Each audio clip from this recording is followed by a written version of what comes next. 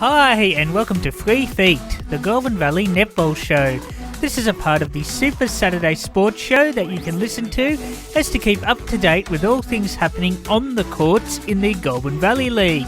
This show airs on a weekly basis on a Saturday throughout winter and is hosted by Michael Van Dorsa and Brandon Riley on 1FM Shepparton Radio. Donuts.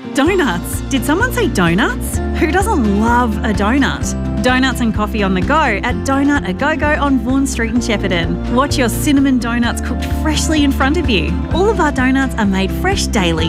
Yummy local roasted coffee. And if coffee's not your thing, try our icy cold shakes and iced chocolates. Eat in or take away, and we also cater for special occasions. Pop in today to Donut A Go-Go, Vaughan Street, Shepparton, near the Corio Street roundabout. Find us on Facebook. Station sponsor.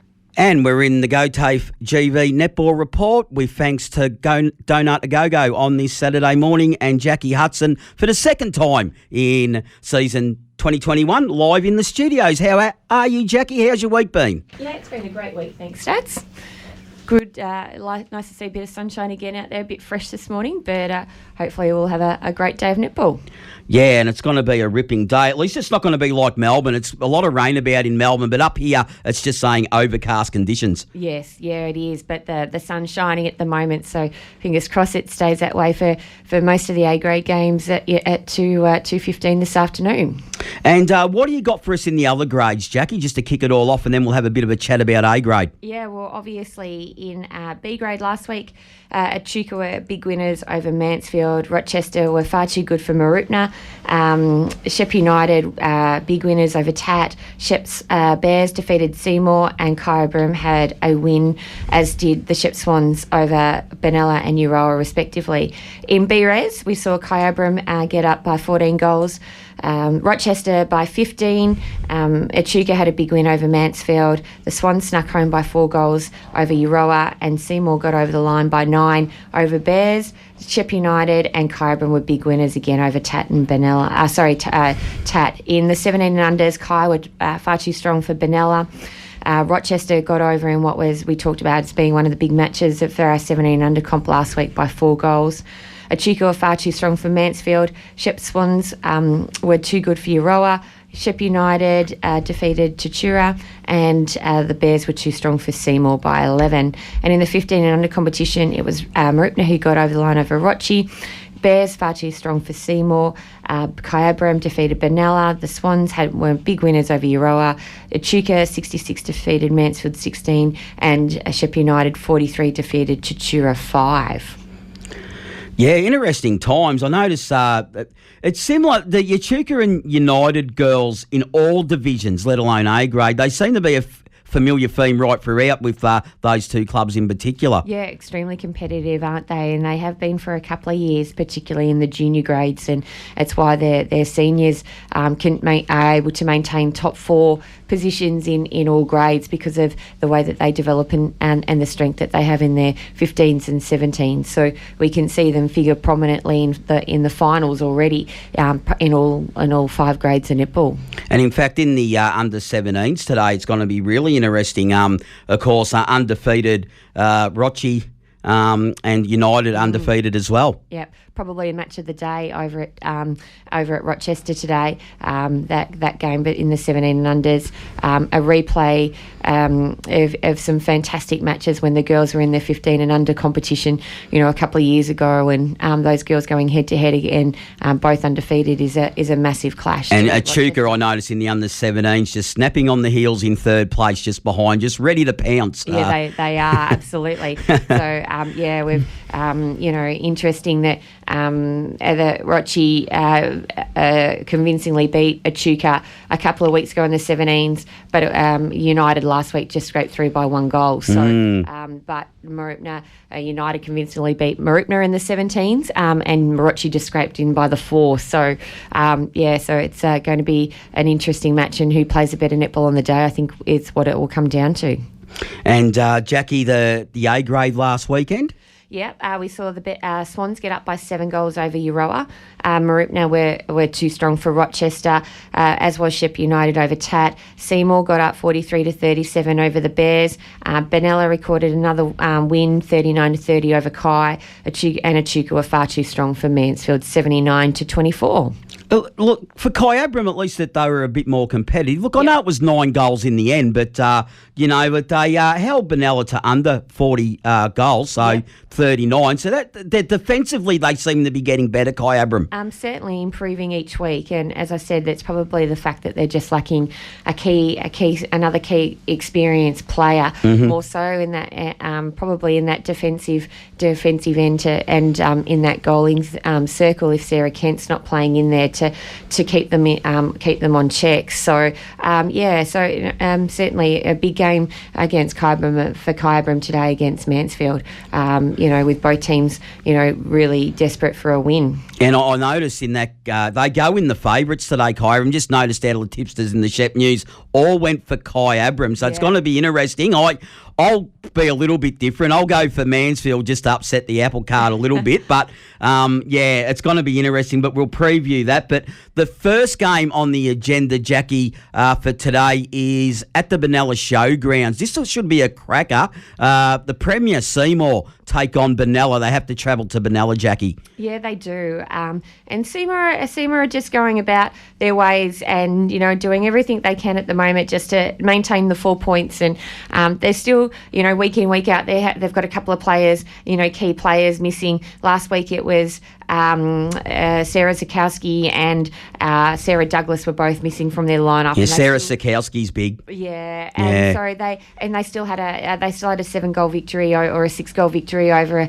a side just below them on the ladder. So you put those two back into the team later on in the year when they're running at full steam. And Jess Lalo also didn't play either. So there's 3 key players in each third. That just on Sarah Sikowski, she was touted as a Wellman medal, one of the Wellman medal favourites at the start of the season. Yeah, exactly right. So, so bring those 3 back into the team, and they probably would have beaten the Bears by 15, 16 goals, you would think at that point. But from all accounts last week, it was a great game between those two sides.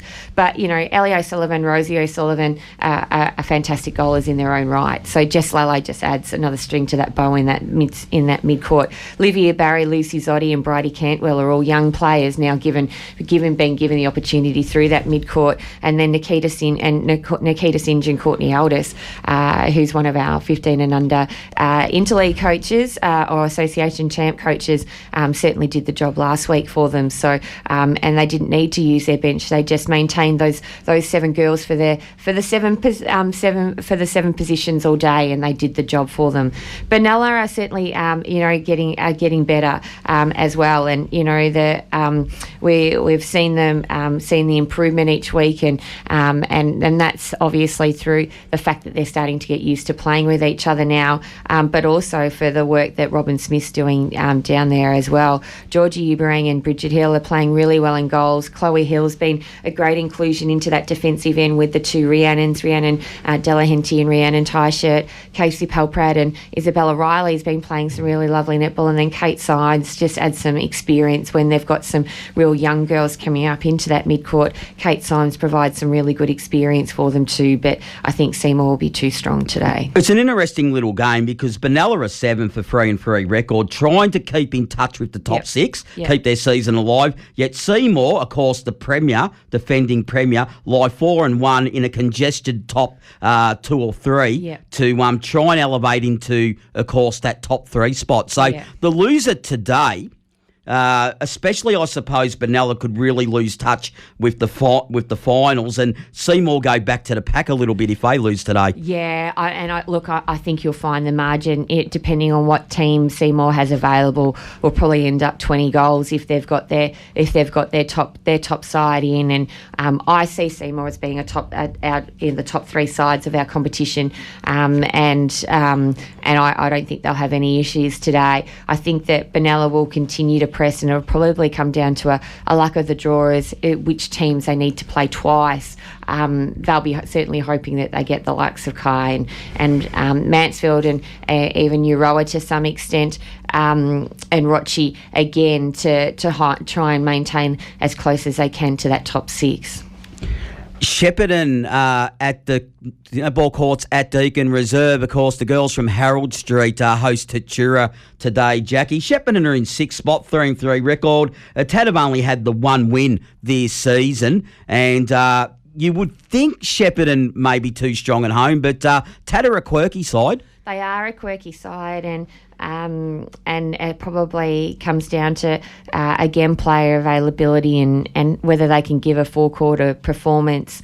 And as I said that last week, from all accounts, the game against Seymour for the Bears was a really solid one. But again, just unable to beat one of the top sides of the competition and are sitting in that sixth position on the ladder. But they have certainly had a fairly tough run over, to start the season off.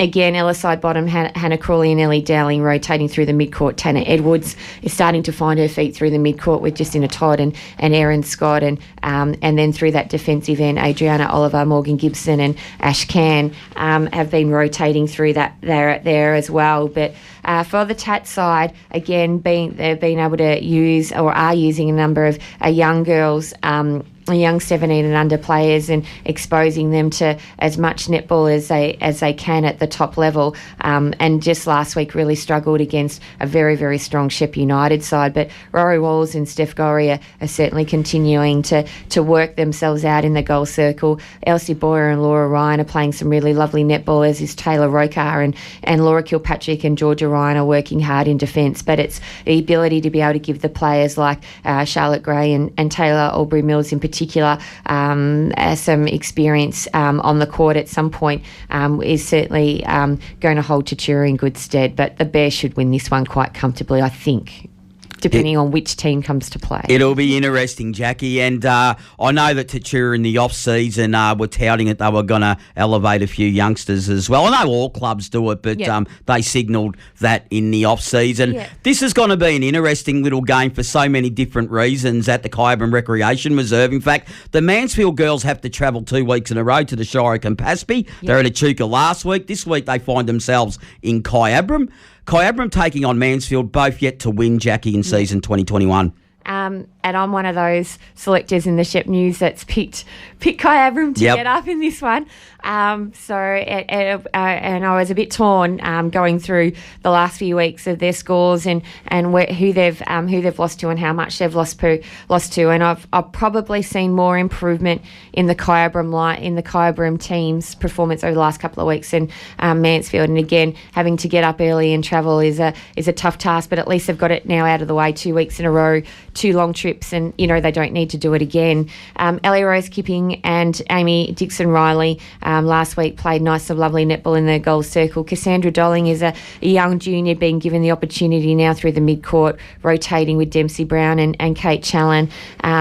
Nell Cousins and Grace Hood in defence are also certainly trying hard, and they'll be that match up with the likes of Sarah Kent in goals. I think is going to be certainly where the game could be won or lost. Nell Cousins is certainly a player that goes really hard for that ball and has a fantastic intercepting ability. But Sarah Pettifer's or Sarah Kent's ability to be able to accurately shoot that goal is certainly an advantage for the Kai side. Cuddy Mulholland and Shani Clark are playing some really lovely netball in the midcourt. Isha Clark's been a handy inclusion back into that team through the midcourt. She's been around for a number of years now and is combining nicely in that goal circle. And Holly and Jasmine Reid continue to improve week in, week out as well, and provide some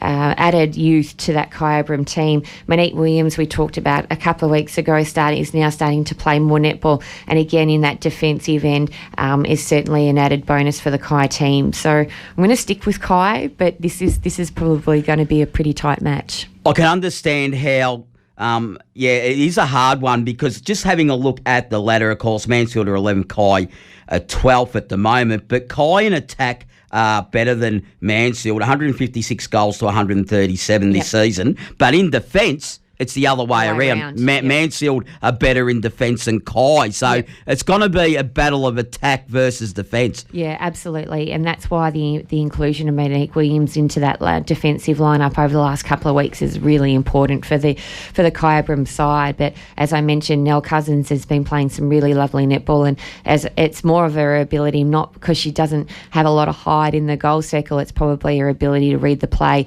in that defensive end of the court, which has allowed the turnovers to try and get the ball down to the Mansfield girls. But interesting game at Kai today. Well, I spent 10 years at the Kyabram Football Netball Club, and going for Mansfield, if Mansfield win, I might have to migrate to Mansfield, and they might put posters up of me on trees all over Kyabram. So looking for you. Yeah, looking forward to it. It's going to be a ripping class, actually. Get down there if you're at the Kai Rec anywhere in the vicinity today. We're still in the Shire of Campaspe. This is another really interesting little game. Young girls, Rochester at Moon Oval taking on Shepparton United, who's taken on all comers and beaten them in season 2021 thus far. They have, and as I said, I think the game of the round over there today is certainly going to be the 17 and under game. All the games in Rochester are being played early today. They've got their Ladies' Day, which is with funds going to the Do It for Dolly Foundation, which is about childhood bullying. So they've got a fantastic day planned over at Rochester today, and I know that they will celebrate in style if they could get up and in a shock win in A grade, but if they don't, they will also get together. They're a wonderful club over there that certainly do their Ladies' Day very well, so I'm sure that they'll all have a great day. So, but unfortunately they've probably got one of the toughest, or they have got probably the toughest game of the year on a day when they probably would have loved to have been celebrating a win. But again, Till Hocking's been given an opportunity the last couple of weeks playing up and is doing a great job, but I think they'll need her back down in 17s, or she'll might even play 2 games this week. Morgan Dingwell's, getting better every week after coming back from her knee reco. Louise Cutchess, Eliza Williams and Jasmine Condola through that mid-court have been certainly trying hard. Casey Conda has been given time through that mid-court as well, coming back after an ankle injury, and Bridget Holt and Maddie Eggleston in defence. So they've certainly got some talent there. They just, because of injuries and player availability, just haven't been able to get the same team on the court every week, but they will struggle against the powerhouse of the competition at the moment in United. And with Sarah Bond, Georgia Walpole, Jess Barnes-Hill, we go through the team again each week. But again, giving opportunities to the likes of Molly Kennedy, who again has figured in their best 2 weeks in a row and getting plenty of court time. But Tanzania able to work on some different combinations. The likes of Laura Cole's been rotating off, Liv Kirby's been rotating off. That mid-court, Liv and Gemma Hall have been getting certainly more court time and being able to rest, the likes of Cara Blizzard a little bit longer. So, so it will be United, and probably by a fair way in the end. And the next game for decision, Jackie, we're on across the causeway today from 1FM 98.5. Mooroopna taking on Euroa. Now, I can tell the listeners Mooroopna lying third this season, and Euroa in ninth spot. Yeah, and from all accounts last week, Euroa were good, and probably another 10-15 minutes into the game, they had they might have snatched the points off the Swans girls, but they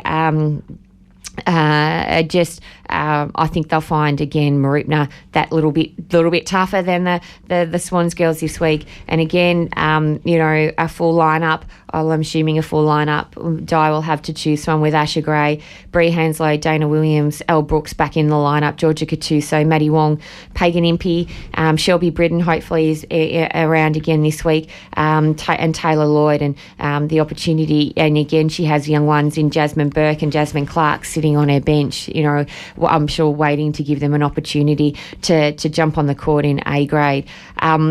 for the Euroa girls, again, as I said, competitive last week. Their second half against the Swans, they ended up winning by 4, and they were certainly pressing all barrels in that last quarter. But again, it's just trying to find the right lineup with Eliza Horenhound and Broaden through that mid-court. Carly Wappett and Elle Warnock have been doing some really lovely work in defence, and Meg Sablom and Bree Poole. Bree Poole certainly been impressing in that goal circle. So there's certainly lots of pluses coming out of Euroa, but they're just struggling to find those wins, and they won't have it today, unfortunately. Well, the likes of like Ali Warnock, I believe she's played at the highest level in this country. She has played VNL, so she's coming back to this area with plenty of experience. But it's just when you're a playing coach too, it's more about the impact it has on your game while you're worrying about the other 6 players around you and what changes that you're going to make, and that's sort of always a challenge when you're a playing coach. And they can be quite dangerous, Euroa. They do have the talent upset a few. It's just whether, like you said, Jackie, they can get the right mix on the afternoon. But Mooroopna, we all know, you just went through the Wongs and those types at Mooroopna. Gee, there's some Rolls Royces in that side. Yeah, there is. And and I think, Euroa were touted to be the big improvement. Yes, they were. Yep. They just haven't delivered that yet, but that's not to say that in the latter half of the season they'll certainly come out and create some issues for those top 6 sides.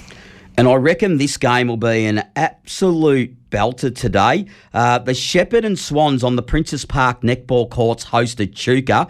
The Swans have got a 4-2 record in season 2021, lie 5th, and Echuca lies 2nd, only lost to United in season 2021. But gee, I don't give the Swans without a hope at home. It's going to be, I think that the Swans have a lot to play for, and they do certainly play well at home. And I think it'll almost be like a replay of the game when they played United about a month ago there, that they'll hang in for about the first half.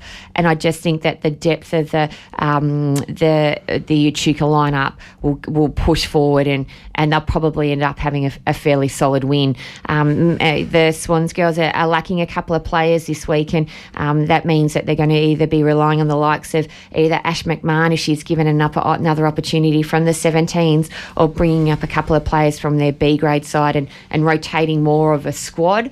Might be the way to go for the Swans. They've certainly got some talent in their B grade team, but it's now with a couple of key players out for the next month or so, how Diana's going to play both her A and B grade team. Is she going to run it like a rolling rotation, or is she going to try and run a core 7 players from her A grade team and just fill her bench up? So it'd be really interesting to see how that plays. But Sophie Atkinson and Chelsea McDonald in goals, Cara Woodman and Yana and Christy down through that midcourt, Erin Hopkins, and in defence now Clorinda Hudson and Neve Thorne. So Erin can help out in defence, but she's probably more suited now to that wing defence position, and they're probably a couple of mid-quarters short now. So that's where the gap is for the likes of Ash McMahon, who made a debut last week, to come in, and probably a couple of other players from that, as I said, from their B grade side.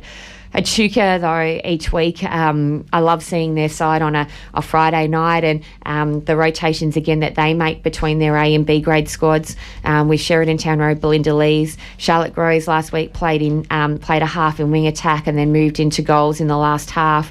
And when Belinda moved herself into the centre, Meg Eishold continues to play some good netball. Ash Mangan, three solid quarters in wing defence, is getting better every week. Lauren Jones in goal defence. Ange Slattery provides some great height. Holly Butler was back last week, which was great. Claire Burns been given again opportunity, a youngster through that midcourt, and still with the likes of Meg Road and Georgia Eishold, to a couple of young players still supporting them on the bench, not getting court time. But that's the way Belinda rolls, particularly with that A and B squad that she's running around with at the moment. So, as I said, I think Swans will they're just going to run out of fuel. I just don't think they have the power on the court to maintain and stick with the strength of the Echuca lineup for the whole 4 quarters. And even though Echuca are second at the moment, they are ranked 1 in offence, just by a goal over United. But then they're, of course, they do seem to be just a little bit stronger. But you just pointed on the Facebook. I just had a look at Echuca's Facebook during the week. Great to have the netball sides and football sides up on their Facebook every week. They do, and a couple of other clubs are starting to do it now. And Euroa have done it for years. Yep. TAT have started to do it. I think United have done it, for particular games. And there's probably more that I haven't seen. Marupna periodically, they've done it. So I think every now and then 8 degrees in Melbourne, Charles. The game as well. So big, but Echuca is certainly, it gives you a fair idea, and it gives their supporters an idea of what to expect, come game day. And thank you, Tony Tardio, just saying it was 8 degrees in Melbourne there. I just left the news feed on, and of course, currently here in Shepparton, we're sitting on around 10 degrees. So, so I just thought I'd update the listeners there, Jackie. Good job. So good on you, Tony Tardio. Thanks for chiming in there. Yep. Sorry about that, Jackie, by the way. So is that it, Jackie, for this Saturday morning? It is. Just our 15 and unders and 17 and under sides are playing their first tournament tomorrow here in the Shep Netball Association. They'll play 2 lead-up tournaments today and next Sunday in Echuca prior to the association champs in June. So two 15 and under sides and 2 training partners and a 17 and under squad were selected after trials last week. And all those girls have been notified and are going to hit the court tomorrow here in Shepparton. So big carnival. Yeah, beautiful, Jackie. Well, thank you for coming in on this Saturday morning, Jackie. Now, have we got you next week, or are you going to have the week's rest? I think I'm going to have the week's rest. No worries, Jackie. The old Mighty Hawks. I should be in Launceston. For the listeners that don't know, it's a general bye next week, by the way. General bye, and the Mighty Hawks are playing in Melbourne. So you're off. I'm making the most of that. So we'll do it certainly by phone next week. Yeah, no worries. Good on you, Jackie. Thank you. That is Jackie Hudson, of course, with thanks to Go Nut Adodo. That is 3 feet. The Go TAFE GV Netball Report. Hope your side wins no matter what division or grade across the region this afternoon. Donuts. Donuts. Did someone say donuts? Who doesn't love a donut? Donuts and coffee on the go at Donut A Go-Go on Vaughan Street in Shepparton. Watch your cinnamon donuts cooked freshly in front of you. All of our donuts are made fresh daily. Yummy local roasted coffee. And if coffee's not your thing, try our icy cold shakes and iced chocolates. Eat in or take away, and we also cater for special occasions. Pop in today to Donut A Go-Go, Vaughan Street, Shepparton, near the Corio Street roundabout. Find us on Facebook. If you have enjoyed this show, then please let us know what you think at our socials. 1FM Super Saturday Sport on Facebook and Twitter, and tune in from 8 a.m. next week to find out more. Till next week, goodbye.